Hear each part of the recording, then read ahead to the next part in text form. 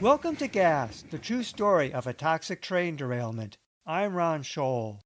Last time on Gas, many residents returned home and reported chemical odors that made them ill. We now continue with Part 2 and the conclusion of Chapter 2, Being Home. The following areas were reopened on April 14, but most residents stayed out until general reentry. Southside Road.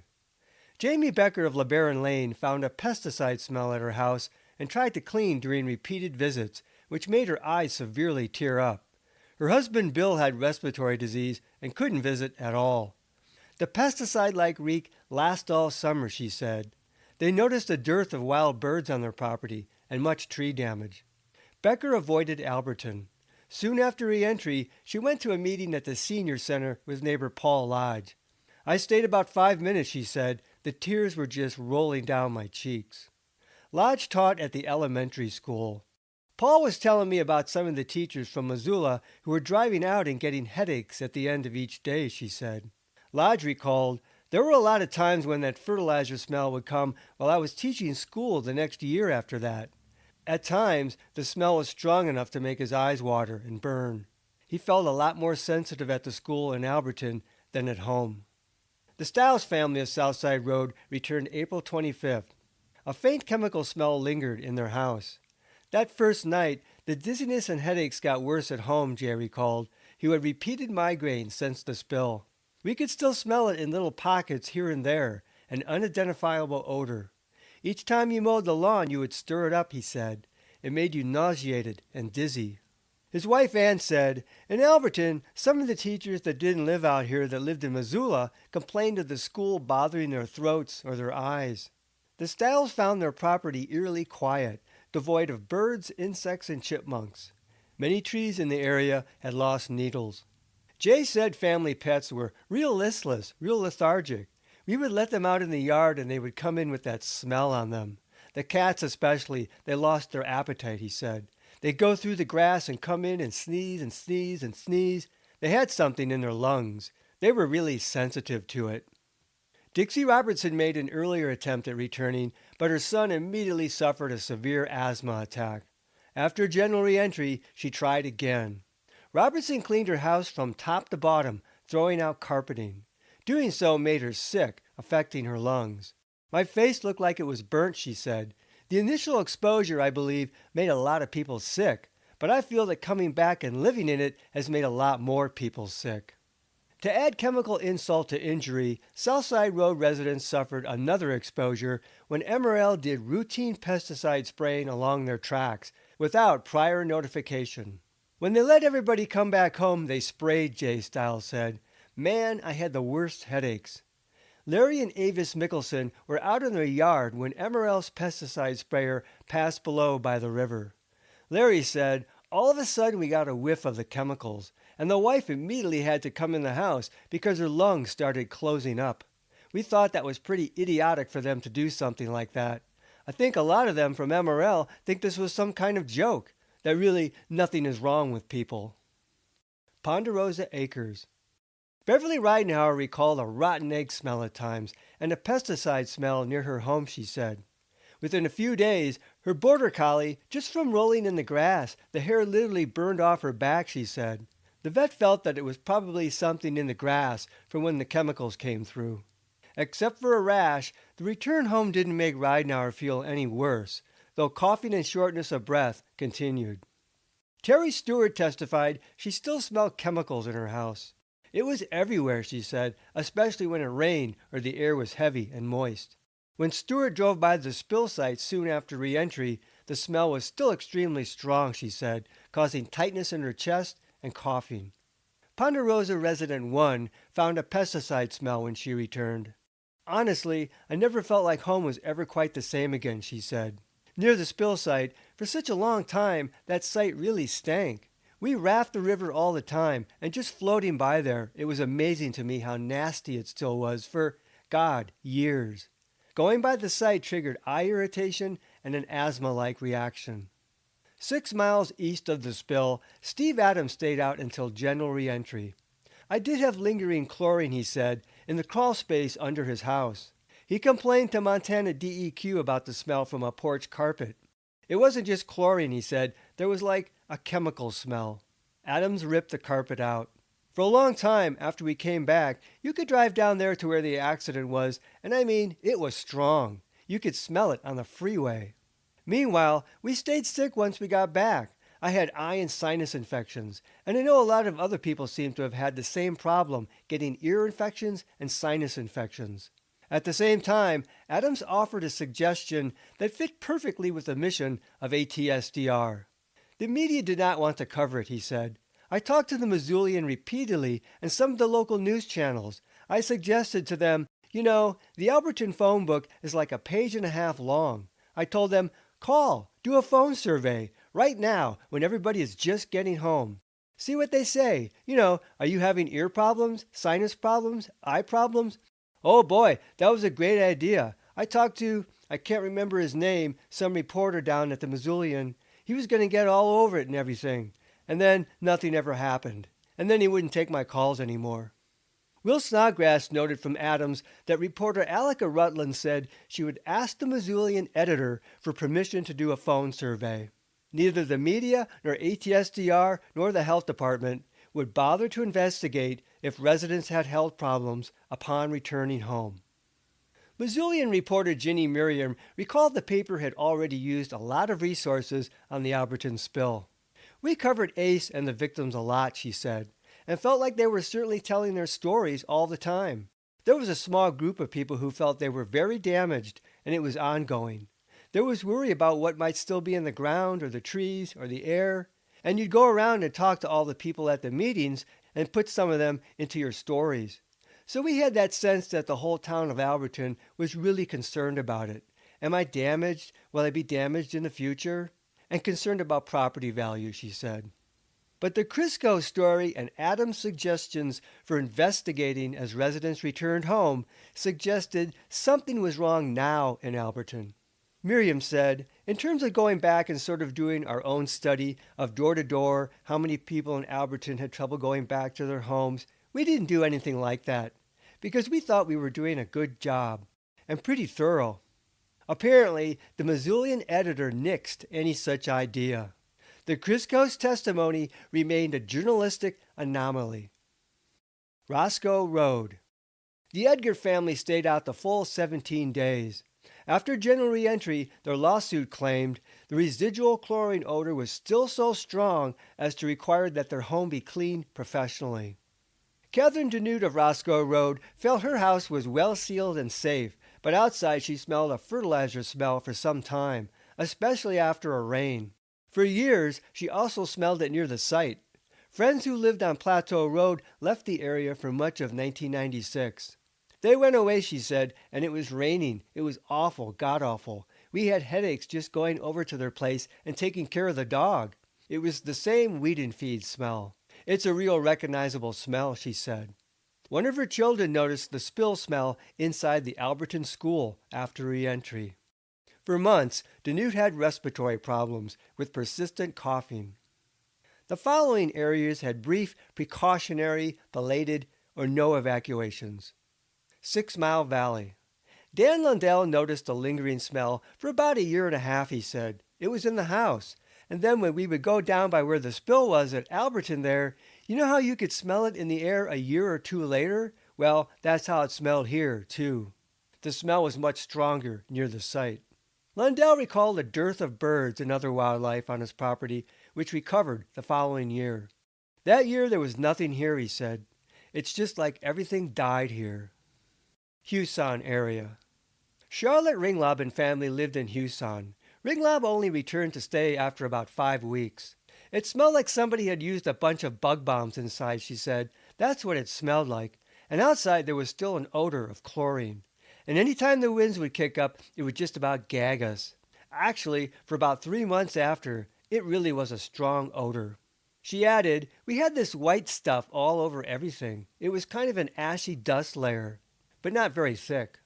What really sticks out in my mind, she said, and I hate bugs anyway, we virtually were bug-free that year, and we had very few birds. A couple trees on their property died that year. When family members mowed the lawn that summer, Ringlob said, We would just burn our skin. Even going outside lots of times, if the wind was blowing just right, it'd make us burn. Any exposed skin, our face, the eyes, and provoke trouble breathing. Choosing avoidance, the family spent much of the summer in eastern Montana with relatives. The West Exclusion Zone. After the Andersons returned, Shirley recalled, I think we smelled that chlorine for a long time after that. And we would have to drive past the site on the interstate, and you could still, on certain days, even a year later, smell that chlorine smell, especially after a rain, she said. With these later exposures, my eyes would just water and burn, and she'd feel a little nauseous at home and near the site. Her husband, Jim Anderson, died of heart failure on May 15, soon after returning from hospitalization. Shirley thought his exposure aggravated her husband's already poor health. He had been gassed, she said, at Stone Container 10 years earlier, and he had scar tissue on his lungs.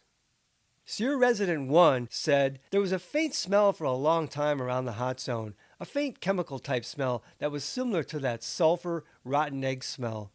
Nearby evergreens had browned. There was a whole line of them that turned brown, like if the wind was blowing west, it would have been in a stream of gas. She added, we used to have tons of squirrels, and they all just disappeared. Paris Young of Sawmill Gulch stayed out indefinitely. After spending one night at home, his skin turned red and he went to the emergency room the next day, fearing he was having a heart attack. The doctor advised he wait a while to return home. People know, he said. If you can smell it, it's there. If people are getting sick, no matter how many non-detects they have, it's there. Robbie Flynn, Young's partner, had pre-existing asthma and became chemically sensitive after the spill, especially to the Alberton area. Even outsiders reacted to the residual contamination, Flynn said. When a man came out the summer of 1996 to size up some trees for removal, he was having some serious problems, and he left within half an hour, she said, and wrote Paris. And he said, I'm sorry, I can't jeopardize my health by coming out and bucking it up. Flynn came out in September, and she and Young spent their first night together there since the spill. Paris, she said, he had this metallic taste in his mouth, too, and I felt my head pinging. It was really scary. We said, let's get out of here. She and Young left behind thousands of books. But I can't read them anymore, she said. I read them, and within half an hour, I've got a dry throat. I've got to take my inhaler. A lot of people are chemically sensitive, she said. Flynn summarized, I think all of these people just walked right back into a home that was contaminated. Visitors and drive-bys. Katina and Rick Madge lived in Missoula, and Katina received her first exposure while driving to the evacuation center at Frenchtown High School. Rick received his first exposure when he came out on the animal rescue April 13 to help his father at the mouth of Petty Creek. Katina's next exposure came soon after general reentry. When Madge met some people in Alberton outside the school, she said, I started coughing. It was mostly chlorine that I smelled. We were there for about 20 minutes, and I wasn't feeling very well. She felt her throat closing, eyes tearing, and nose running. She and Rick returned to Alberton later that day from the west. It was twilight, she said, and as we passed the spill site, we actually saw wisps of white stuff coming up, like tentacles of a fog drifting north. It was lightly raining. And we drove through some and actually smelled it. It was really strong, and I started feeling really sick. And as she got to Alberton to switch cars, she began to have trouble breathing. I remember thinking to myself, I've got to get out of here or I'm going to die. My eyes were tearing, my ears were ringing, I felt nauseous, my nose was running, my lips were burning. It was horrible. She felt better back in Missoula, but said, the next morning I woke up and my neck was 2 inches bigger around. I was covered with rashes. My face was swollen. My eyes were not swollen shut, but pretty darn close. And I felt really awful. Madge was diagnosed with chemical burns on her eyes by ophthalmologist Dr. Rick Neumeister. The Madges had just started clearing land for a new home by Rock Creek, east of Missoula. 2 days after this recent exposure, Katina said, I couldn't walk more than 10 or 15 feet without having to stop to rest, because I couldn't catch my breath. I finally went to the doctor, and he gave me prednisone for my lungs. That's when I started on this whole odyssey. Rick felt okay during the drive-by exposure, and a split developed between husband and wife. For him, Katina said, it was just a real slow progression and very insidious. For me, it was a very fast and obvious reaction. And we have different problems. Some of the problems we have are the same, but most of them are different. And so that was really hard for us to understand. And we weren't thinking clearly. I remember talking to my stepmother, and I always called her by her first name. I mean, the woman raised me, but I couldn't remember her name. After Katina saw her doctor, she said Rick still didn't quite believe it, but he was at least open to the possibility that I wasn't faking it. Lee Shutter of 9 Mile owned a wrecking yard on 10 acres just west of Alberton. Shutter thought his greatest exposure came that first week when they opened up the town, he said.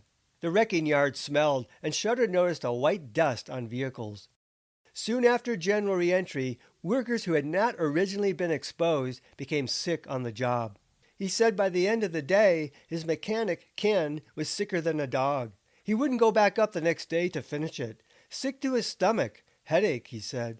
Another day, Shutter brought in 2 young men to work, and by noon he noticed their eyes were all blurry and stuff. I thought they had bought drugs, he said. After one of them banged his head on a car hatch, Shutter fired them both, only realizing later that they were likely getting sick from working there. Over time, Shutter noticed the smell in cars that hadn't been opened up since the spill. Frenchtown volunteer firefighter Pam Roberts added insight into the difficulty of pinning down what people smelled and were exposed to. After general reentry, Roberts would sometimes drive her kids from up Petty Creek to school in Alberton. One time I drove them in and we came around the corner. You know, Petty Creek exit. We drove into something and it smelled like the pesticide smell. We drove into that and I went to the school and I said, my kids are not coming into school today. I took them out because I definitely smelled it when I walked in there that day. Sometime after that, whenever I drove into town, I remembered distinctly smelling, and of course, we thought it was associated with, oh, that's chlorine. That's a chlorine smell. But it wasn't a chlorine smell. It was more of a pesticide type smell. And to this day, if the kids smell a pesticide type smell, they think of the chlorine. It's been associated because they think that was the chlorine smell. But it's not the chlorine smell. It was something else. In Alberton, Roberts said, I would get a cough and start coughing, and I would feel whenever I was around there just the slight symptoms of a flu type thing where I was tired and coughing, but it would go away. Until that July. It was railroad days that I noticed it. I was going to be on the fire truck. I had to get down from one end of town to the other end of town where they were. So I ran down there. It was during that day and beyond that I developed a cough that I couldn't get rid of. It became so bad that they had to put me on prednisone. At first I went to Dr. Lunan because that was who MRL told me to go to. He couldn't do anything about it. He put me on prednisone because I had the worst, quote, flu or cold or whatever I ever had in my entire life. I think beforehand that I had beginnings, but it was that day that it started that I couldn't stop coughing. And I felt really run down and really sick. Roberts also reacted to her Alberton church. And every once in a while I would go into it and I couldn't sit in the sanctuary. There was still residue and stuff around there. I would come home and be sick for 2 days after. Always tired, feeling like I was run down. I would start coughing again. I was mad. I was really mad that they even allowed the kids to go back to school for that last month of May. They should never have had anybody in that town, as far as I'm concerned, for a long time afterwards. There was still stuff in there. Richard Schwartz was pastor of the Alberton Community Church, first exposed on an animal rescue. Schwartz thought both a chlorine and fertilizer smell remained after general reentry. I think there were occasions when you could smell it, he said, probably depending on where the wind is or you were located. He thought there was also residual contamination in his house. I think down the basement you could smell it. I know my wife, when we were cleaning the place, she would break out in a rash.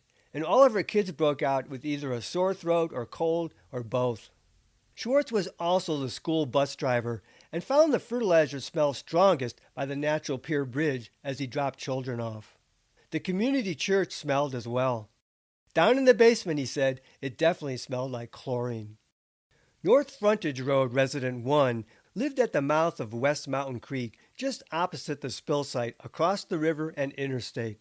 Her house construction began 2 or 3 months after the spill, and North 1 was not exposed during the evacuation. When we did start to build, she said, It smelled just like a big swimming pool from the chemicals. Chlorine. We noticed it almost every time we were out, North One said. The smell came as we dug up the dirt. North One added, I never really knew if it was airborne or it was just in our area. As far as coming from the site, I heard people say they went down there and it was really strong smelling. North One's brother-in-law built the house, and he would stay all day long, she said. The smell was an overpowering, it could bring tears to your eyes. The house took 5 months to build. Her brother-in-law mentioned being irritated by the smell at times. His eyes and breathing and voice, just how strong it was, she said. I know when we'd come out every night, he would just say, boy, that's strong smelling. North One's brother-in-law verified. You could always smell it, he said, the whole time I was there. You could always smell some kind of residual in the air, though its strength varied according to the weather. The smell was like a hot tub, he said, that kind of smell. But it also reminded him of the Frenchtown Mill, suggesting a sulfur smell as well. He developed some irritation and headaches. Craig Chambers, later pastor of the Alberton Community Church, moved to Alberton in November 1996. He had perhaps a unique perspective objectively, not only as a post-spill transplant, but also as someone in contact with many community members.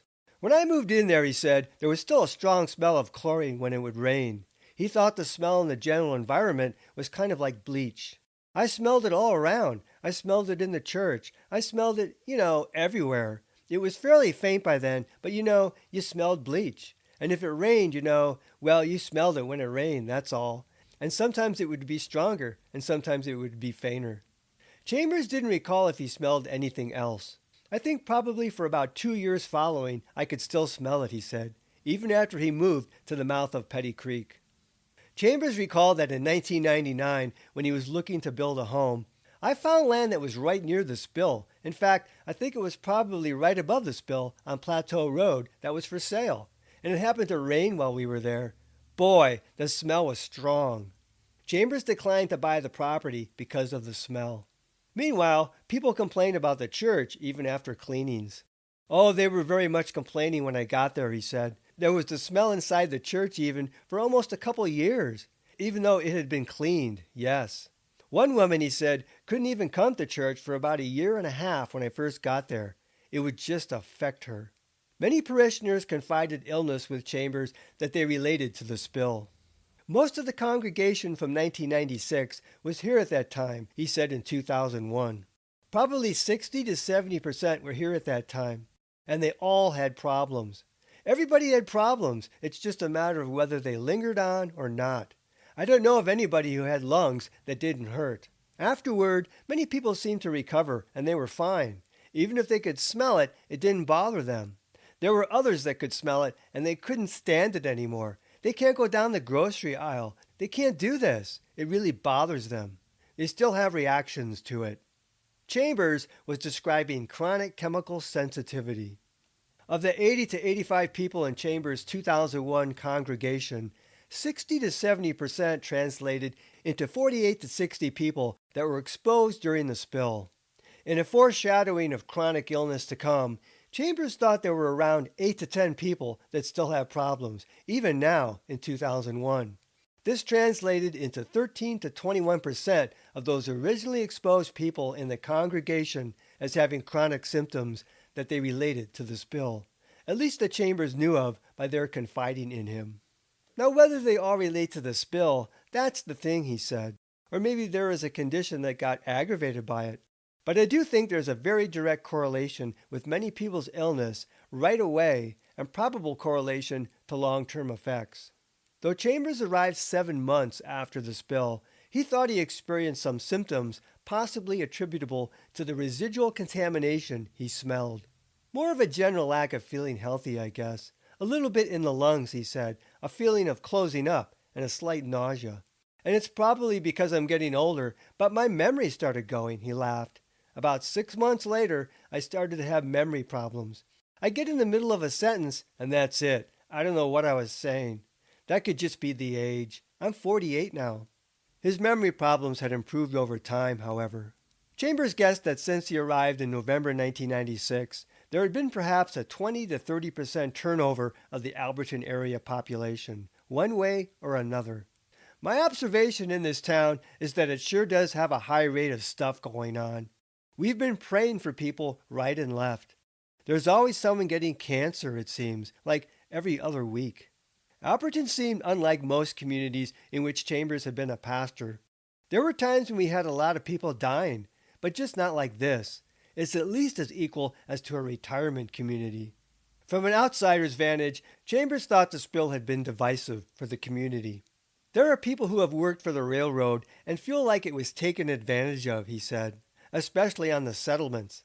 And I think almost everybody would agree that there are some people who took advantage, especially during the 3 weeks they were evacuated, eating different meals than they would have normally eaten at home, steak and expensive meals.